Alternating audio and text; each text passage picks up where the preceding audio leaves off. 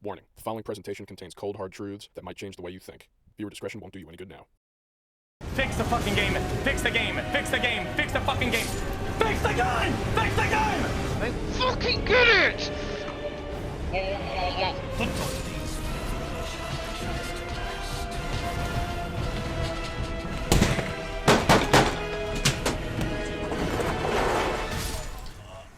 I'm pressing control. Fuck! Man. I love this shirt. You know, I think the only thing more difficult than playing From Software's newest game is just saying there's a new game from Software. Yes, I have been here with you, playing Elden Ring this whole time. Now, I know there's a whole lot of videos about this game, made by people who are actually good at it. The important items you'll need is X-Sykes, Decay, with a seal to cast it with. Shabri's Woe and Mimic will help here as well. Before going in, I cast Golden Vow and Flame grant me strength. But if there was any chance of me being considered a game reviewer ever again, I knew I had to complete this 200-hour life-destroying gaming experience. Elden Ring is such an achievement in game development. It is something every gamer should experience, but not one that every gamer should play. Tilt your head in intrigue now. This is a typical From Software release, and probably the largest Dark Souls-esque game that we've seen yet. If you are watching this video and actually don't know what Dark Souls is, I'd be happy to define it right here for you. Hard. Now, back when Dark Souls first came out, that was probably during the era where I was playing the least amount of video games. For me, it was more the doing mushrooms era. And personally, I give the Soulsborne series an F for forget it. When I found out that Elden Ring was written by George R.R. Martin, I said, alright, there's two things I'm not a fan of and couldn't care less about. Having not seen a single episode of Game of Thrones, or ever having finished a Souls game, I thought nobody has less business playing this game than I do. And this is one of the most incredible games I have ever played. This is the new Skyrim. What the fuck is Elder Scrolls gonna do now? Bethesda is done. It's over. This is up there. You know what I mean? Breath of the Wild, Red Dead 2, whatever you think the best game ever is, put this on the list. The graphics are stupid. The art direction is impeccable. The combat is one big ball of holy shit. The open world is brilliantly laid out and ripe with exploration. This is an adventure that is impossible to forget. Mainly because the game is harder than this fossilized dinosaur turd, which is also one of the weapons in this game. As with other games made by From Software, getting hit in this game is like being in a car accident followed by a massive hospital bill. And dying in this game is like having your entire bank account drained. This game is so hard that when you die, you actually have to start from the beginning of the first Dark Souls game and play through the whole saga just to get back to where you were. This game is so hard that when you die, the game deletes itself from existence and you have to reprogram the game yourself, learn the Unreal software, release the game on your own just to continue the game. This game is so hard that when you die, a guy actually comes to your house and shoots you and kills you in real life. The premise of this game is simple. You die. I spent most of this game shitting my pants. I'd be creeping around corners while carrying way too many runes and constantly debating whether I should go grind or not. It was a weird mix of stressful and exciting. It's like walking around a bad neighborhood with your entire life savings in a neon fanny pack. Now, the internet was not about to take this game's difficulty at face value. It got together and said, no, Elden Ring, we will break you. Whether it's cheap farming exploits or just an entire mod for easy mode, plenty of people have made it pretty clear. that they don't know how to play this game. Now, I am not saying that I'm good at this game, by any means. Just the fact that Hoarfrost Stomp appears on the screen throughout most of this video should give you an idea of how good I am. But I do know that this is a massive game with a shit load of helpful items and abilities that the game does not tell you about. And if you do take advantage of all the systems at your disposal, the game does become slightly easier. Now, there's something I want to address here. This game has become a sort of cock measuring contest. I mean, look, I highly respect all the speedrun videos out there where people try to beat the game without dying once. These are incredible. But that is not how normal people should approach Elden Ring. I didn't play this game to prove anything. I played it to enjoy it normally like any other game. But I do think this game is so fucking legendary. Naturally, it should inspire the most insane completion methods and speedrun attempts imaginable. People like Elden Ring videos.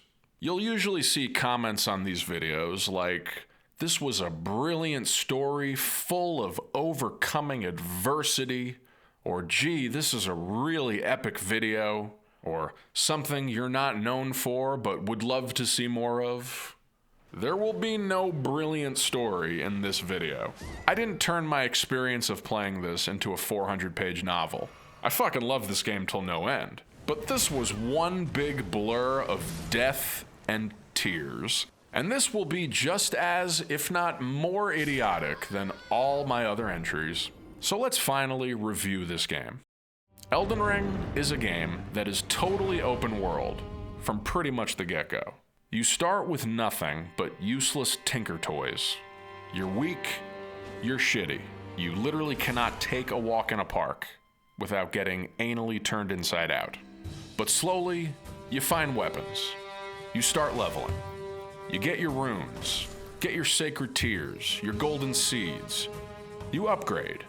And then you realize it's still too fucking hard. So you cheat a little bit. You squeeze a couple of exploited runes out of the game. And then you're sort of better.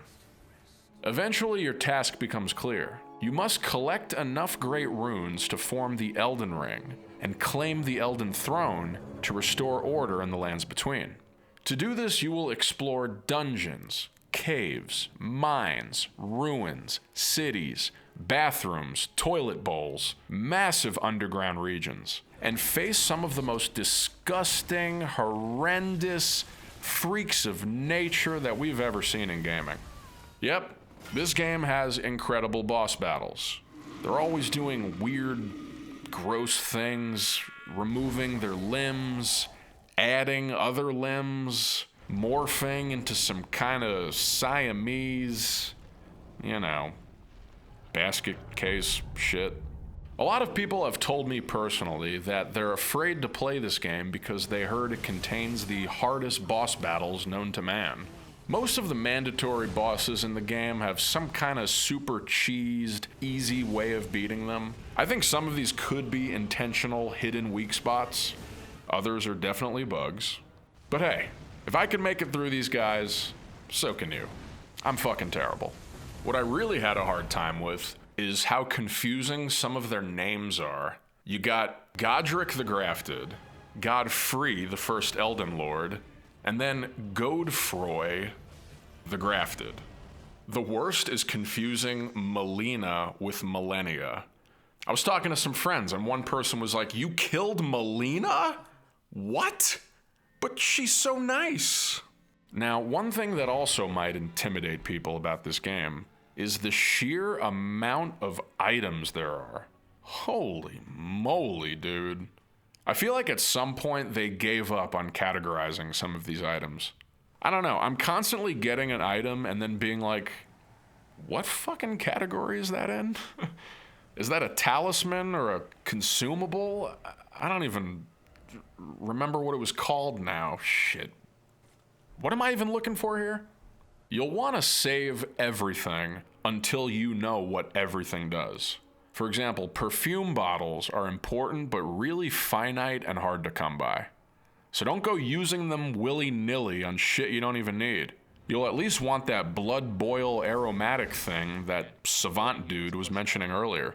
Now, I think the most successful aspect of Elden Ring is the open world itself. For a game of this size, there is a noticeable, refreshing lack of hand-holding. This is not one of those follow the waypoint, boring bullshit experiences that we've grown very sick and tired of. This game forces you to explore and pay attention to your surroundings. And with such a massive world to cover, it's surprising that with almost no direction, you still feel like you're always finding new things. Every area contains different enemies, and I never saw too much of one enemy. The game always keeps it fresh. My favorite level in this game is probably Elfale Brace of the Erdtree. It looks incredible, and the enemies really make you work for it. And they also look incredible. My least favorite level in this game is anything with this Chariot of Death thing. Some sick-ass motherfucker came up with this thing. Holy crap, dude. Every time you enter a new area in this game, your jaw just falls off. I remember when I first saw Altius Plateau. This was the moment when I realized, yeah, I'm breaking up with my girlfriend. I'm telling you, this game takes so long to beat, and it will take up so much of your time. If you're in a relationship or are trying to start one, you're gonna have to make some big decisions here. It took me 140 something hours to beat this game. I took my sweet time with it, which really means I grinded for 140 hours. Don't judge me. I have a long ass health bar. My health bar is so long it goes off the screen and bleeds into the neighbor's TV. And they're knocking on my door and asking me, hey, do you know what this red line is on my screen? And I say, sorry about that. I really overgrinded in Elden Ring. If you see a player that has a health bar this long, it does not mean that they're good at this game. It just means they did a pathetic amount of grinding. Speaking of pathetic, let's talk about you invaders. All you people who invade other players, your penises are so microscopic. I don't have a second part to that. Just, your penises are microscopic. It's always funny when you're playing in a group and someone tries to invade you and just fails miserably. Oh, really? Yeah? Bet you're regretting this move. Yep. Sorry, Perry the prisoner. And now you're gonna die wearing that stupid little hat. How does it feel? I was really disappointed when I found out that a lot of these invaders that I've killed were not real people, but NPCs. Well then, I'm just gonna go cross a few names off of a list here. Also, while we're on the subject of pathetic, let's talk about the summoning debate. Elden Ring lets you summon other players into your world to help you get through difficult moments in the game. And some people consider this the unpure way of playing the game. I didn't start summoning other players for help until Malekith the Black Blade. And not because I didn't need to or because I was trying to beat the game solo. That's just how long it took me to figure out how to summon. And I really don't feel bad summoning people either, because this game is a joy to play with other people, especially the fight with Millennia. There's nothing like getting her in that triangle of pain. It's like we're all doing a dance or something. I don't know, there's something really magical about fighting these bosses in co-op and experiencing these insanely epic moments with other people. And the best part about it is that the game immediately boots people out of your world after they help you finish a boss. It's like the game knows that I only want to use these people for their talents and not have to hang out with them afterwards. But the co-op in this game is equal parts impressive as it is frustrating. It's basically just meant for the bosses, I think. You can try to play the rest of this game with people, but it's honestly a giant pain in the ass. You can't use your horse, you can't fast travel, can't enter other areas when you're with other players. To do these things, you need to continuously exit and re-enter the other player's world. The worst is not being able to use a grace point. I'm sorry. It's like not being able to use the bathroom while you're at work and having to go home and come back every single time. But you know, I have grown to appreciate the signs left by other players that literally litter this game. At first, I found these ugly as shit. It's like people just left a bunch of glowing white turd logs everywhere. But this world is so huge that sometimes it's nice to see that someone else has been in this same spot. This might save you some wasted minutes here and there. And also, people do some hilarious things with these signs. Look at this. People were riding their horse way out there, seeing how far they could jump. Like some kind of pole vaulting or bocce ball minigame. That's really cute. That's really cute. Speaking of random things, this game has some of the best object breaking I've ever seen. I feel like the physics of broken pieces of wood drastically outweigh the physics of horse traversal and platforming. I know, that was a weird segue. I don't know. I wouldn't say this game has clunky movement per se, but sometimes my character just goes berserk. They'll go in directions I didn't even think anyone would conceive of going in. It's not great. In fact, I'm pretty sure I've died more times in this game from falling than from being killed by an enemy. This is a fall-heavy game. More than half the game takes place on skyscraper crossbeams like that old photo from the 30s. I don't know, dying by falling just leaves you with no dignity. At least when you get killed by an enemy, it's like, whoa, I got ripped apart by something very cool looking. I am not as mad. I will not lie to you. There is a reason you haven't seen a review from me in ages. I just haven't been that impressed with gaming lately.